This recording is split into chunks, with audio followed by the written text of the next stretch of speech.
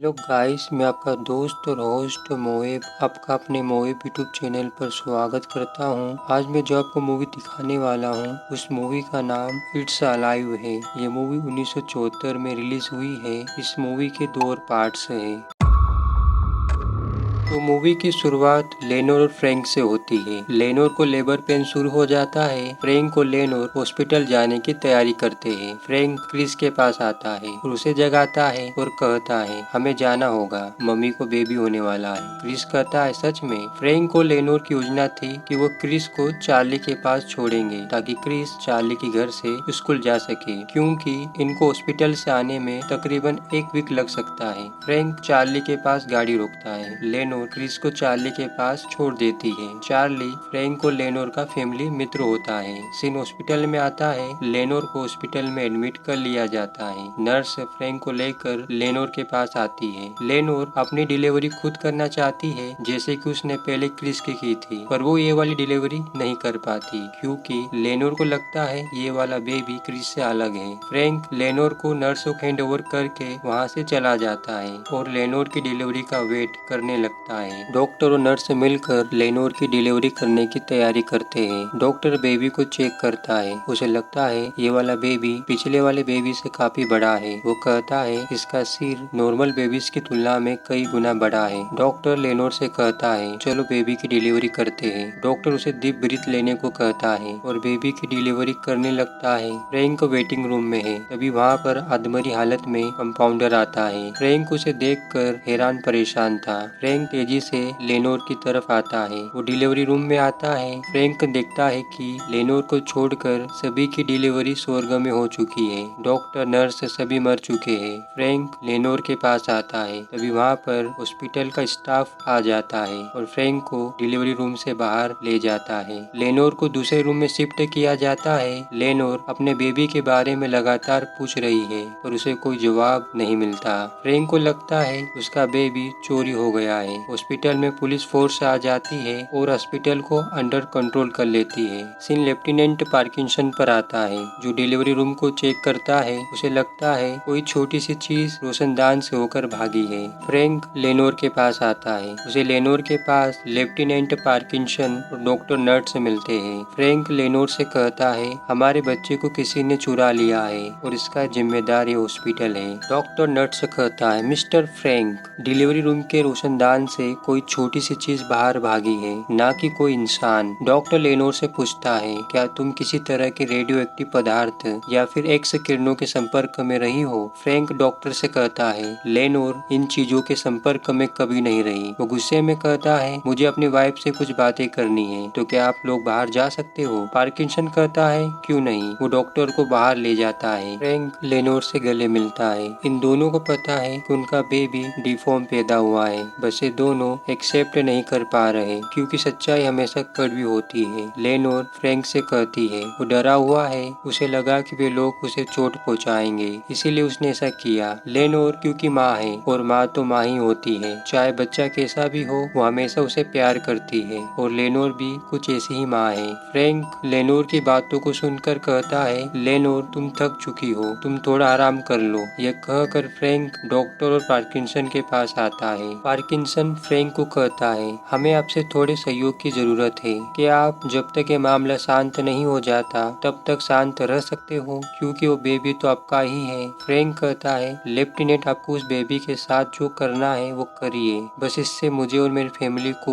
दूर रखिए। पार्किंसन कहता है आपसे मुझे यही उम्मीद थी। फ्रैंक का जो अपने डिफॉर्म बेबी को लेकर स्टैंड है, क्या वो सही है? कमेंट करके बताइए, क्योंकि वो उसका पिता है और कहा जाता है पिता हमेशा कठोर होता है। फ्रैंक हॉस्पिटल से निकलकर अपनी कार में आता है और कार से घर आने लगता है। कार के रेडियो पर उसके डिफॉर्म बेबी की न्यूज चल रही है, जिसमें बताया जा रहा है कि डिफॉर्म बेबी ने हॉस्पिटल के 5 लोगों को मार दिया है। फ्रैंक अपने घर पर आता है। वो घर के उस रूम में जाता है जहाँ पर न्यू बेबी के आने की तैयारी की है। फ्रैंक भी अंदर से काफी दुखी है, पर वो किसी को बता नहीं पा रहा है क्योंकि वो एक मर्द है और पिता भी। सुबह के सीन में एक लेडी दिखाई जाती है जो अपने काम से कहीं जा रही होती है। तभी उसे किसी बेबी के रोने की आवाज सुनाई देती है और ह्यूमन नेचर के तहत वो लेडी चेक करने आवाज वाली दिशा में आती है। उसे वो डिफॉर्म बेबी मिल जाता है, पर वो डिफॉर्म बेबी उस पर अटैक कर देता है और हमें यहाँ पर उस बेबी की पहली झलक भी देखने को मिलती है। फ्रैंक क्योंकि बिजनेसमैन है तो उसके पीछे मीडिया भी है। फ्रैंक अपनी वाइफ को लेकर घर आ रहा है। लेनोर फ्रैंक से पूछती है, क्या तुमने इसके बारे में क्रिस को बताया? फ्रैंक कहता है, इसके बारे में क्रिस को पता ना चले तो यही अच्छा है। लेनोर कहती है, पर कब तक हम ये बात उससे छिपा पाएंगे? उसे किसी भी तरीके से बात पता चल जाएगी। क्रिस अपने डैडी फ्रैंक से बात करता है। वो अपनी मोम और बेबी के बारे में पूछता है। फ्रैंक कहता है वो दोनों अभी भी हॉस्पिटल में हैं। क्रिस कहता है, क्या बेबी बीमार है? फ्रैंक कहता है, हाँ बेबी बीमार है। चार्ली फ्रैंक से बात करता है। चार्ली फ्रैंक को कहता है, तुम चिंता मत करो फ्रैंक, क्रिस यहाँ पर बिल्कुल ठीक है और वैसे भी मैं क्रिस को फिशिंग कराने ले जाने वाला हूँ। फ्रैंक कहता है, थैंक्स यार। पार्किंसन अपने एक ऑफिसर से कहता है, मुझे लगता है बेबीज को मारना मेरी स्पेशलिटी बन चुकी है और तुम्हें पता है मेरी वाइफ को 8वां महीना चल रहा है। मेरे घर पर भी एक बेबी आने वाला है। यहाँ पर एक बात पता चलती है दोस्तों, ये कोई पहला स्पेशल केस नहीं है जिसे पार्किंसन हैंडल कर रहा है।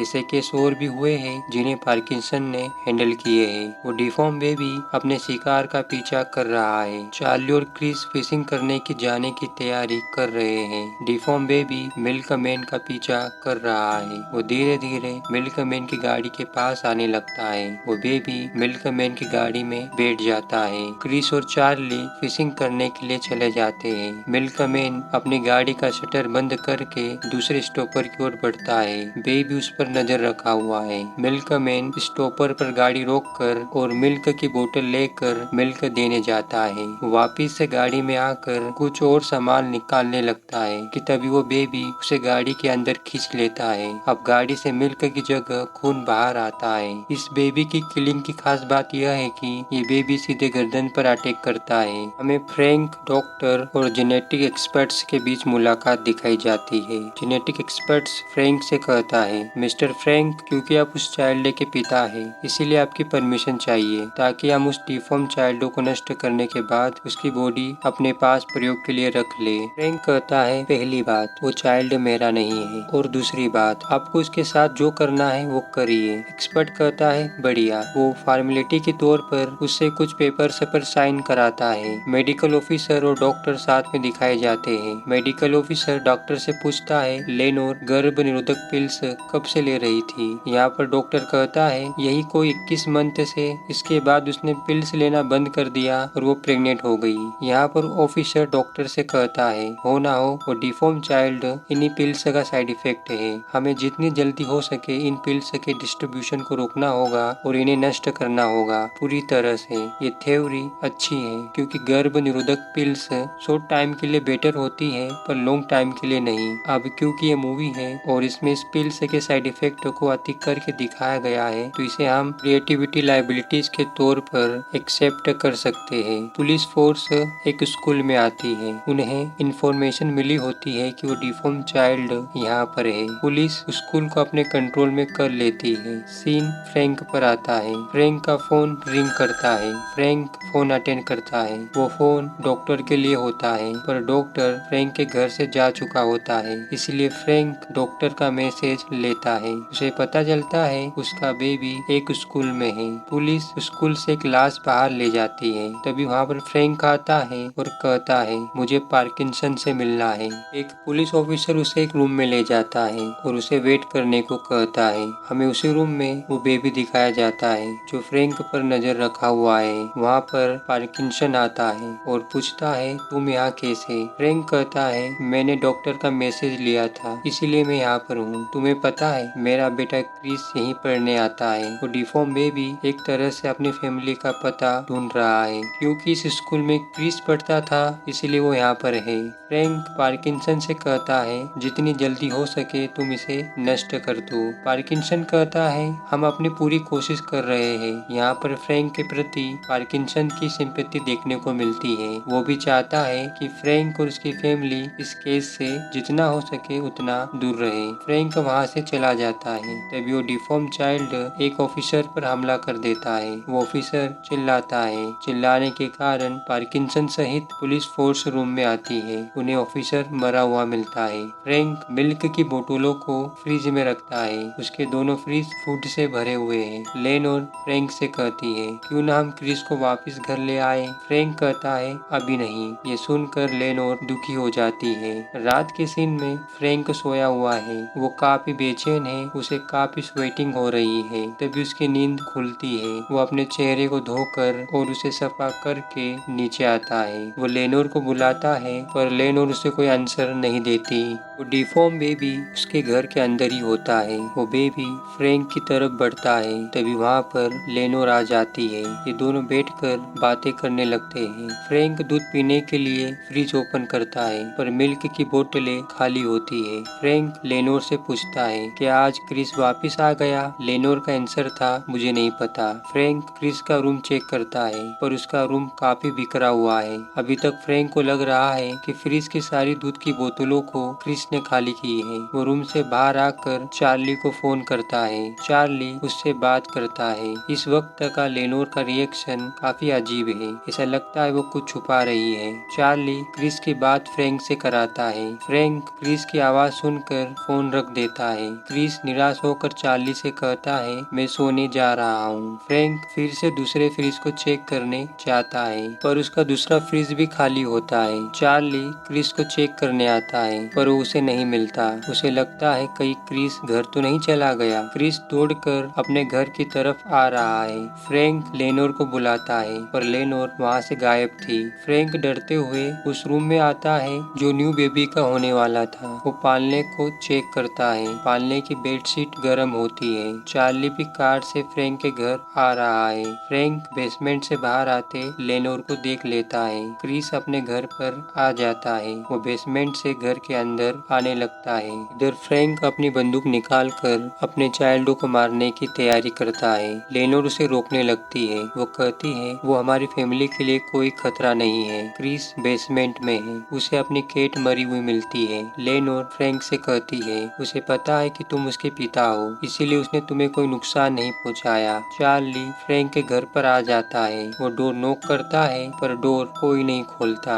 डिफॉर्म चाइल्ड क्रिस के पास आता है। क्रिस उसे हेलो बोलता है। फ्रैंक बेसमेंट में आता है। चार्ली भी बेसमेंट वाले डोर की ओर जाता है। क्रिस अपने छोटे भाई से बात कर रहा है। वो कहता है तुम चिंता मत करो, मैं तुम्हें प्रोटेक्ट करूंगा। तभी वहाँ पर फ्रैंक आता है और बेबी पर गोलियां चलाता है जिससे बेबी घायल हो जाता है। चार्ली वहाँ आता है कि बेबी उस पर अटैक कर देता है और उसे मार देता है। फ्रैंक क्रिस को कहता है बेटा उससे हमारा कोई संबंध नहीं है। वहाँ पर लेनोर आती है। फ्रैंक कहता है देखो तुम्हारे बेटे ने क्या किया, उसने चार्ली को मार दिया। वो लेनोर को कहता है मेरे बेटे को ऊपर ले जाओ। पार्किंसन और डॉक्टर भी क्राइम सीन पर आ जाते हैं। डॉक्टर कहता है वो घायल है, घायल होने के कारण वो ज्यादा दूर नहीं गया होगा। फ्रैंक पार्किंसन को कहता है मुझे तुम्हारे साथ आना है, मैं इस नाइटमेयर को खत्म करना चाहता हूँ। टाउन की पुलिस बेबी को सर्च कर रही है। पूरी पुलिस हाई अलर्ट पर है। तभी पुलिस को सुराग मिलता है। बेबी का ब्लड टाउन के सीवेज में जा रहा है। पूरी पुलिस सीवेज टनल्स में आ जाती है और सीवेज टनल्स की छानबीन करने लगती है। यहाँ पर ऐसा प्रिटेंड किया जा रहा है कि वो डिफॉर्म बेबी एक बहुत बड़ा थ्रेट है। वो बेबी वहीं होता है और उसकी नजर भी इन लोगों पर बनी हुई है। पार्किंसन, फ्रैंक और डॉक्टर भी टनल में आ जाते हैं। पार्किंसन फ्रैंक को एक गन देता है और कहता है तुम यहीं रुको, हम आगे जा रहे हैं। फ्रैंक अकेला रह जाता है। वो आगे बढ़ता है। उसे बेबी की रोने की आवाज सुनाई देती है। पार्किंसन फ्रैंक को ढूंढने लगता है। एक ऑफिसर लेनोर को ला रहा है। फ्रैंक बेबी को ढूंढते हुए उसके पास आ जाता है। बेबी की रोने की आवाज और गोली का वो दर्द जो उसे तड़पा रहा है, ये देखकर फ्रैंक का दिल रो देता है। उसकी आंखों में आंसू होते हैं और उसके शब्द प्रेम और करुणा से भरे होते हैं। बेबी की रोने की आवाज उसके दिल में चुभ रही है। वो बंदूक को नीचे रखता है और जैकेट निकाल कर और उसे ढक कर अपने सीने से लगाता है। अब वो अपने बच्चे को बचाना चाहता है। वो अपने बच्चे को लेकर पुलिस से भागने लगता है। लेनोर भी वहाँ आ जाती है और रेडियो पर सुनती है कि फ्रैंक अपने बेबी को लेकर भाग रहा है। फ्रैंक टनल से बाहर आने लगता है पर पुलिस उसे घेर लेती है। फ्रैंक उन्हें समझाने लगता है कि ये बेबी किसी को कोई नुकसान नहीं पहुंचाएगा। पार्किंसन उससे कहता है फ्रैंक अब प्लीज उसे छोड़ दो। एक पिता अपने बच्चे को बचाने की पूरी कोशिश कर रहा है। डॉक्टर कहता है उन्हें मार दो। तभी वो बेबी उछल कर डॉक्टर पर अटैक कर देता है। पुलिस बेबी पर गोलियां चलाती है। पार्किंसन फायरिंग रुकवाता है। डॉक्टर और बेबी दोनों मर चुके हैं। फ्रैंक लेनोर के पास आता है। दोनों एक दूसरे को नम भरी आंखों से देखने लगते हैं। पार्किंसन उन दोनों से पूरी सहानुभूति रखता है। वो दुखी है पर अपना फर्ज सभी को निभाना होता है। फ्रैंक और लेनोर कार के अंदर बैठ जाते हैं। पार्किंसन रेडियो पर बात करता है। उसे प्राइवेट लाइन पर बात करने को कहा जाता है। वो प्राइवेट लाइन पर बात करके फ्रैंक और लेनोर को कहता है सिएटल में एक और पैदा हो गया और कार के जाते हुए सीन के साथ ये मूवी खत्म हो जाती है। अगर हमारा वीडियो पसंद आया तो इसे लाइक और शेयर प्लीज करिए और हाँ चैनल को भी सब्सक्राइब कर लीजिएगा प्लीज।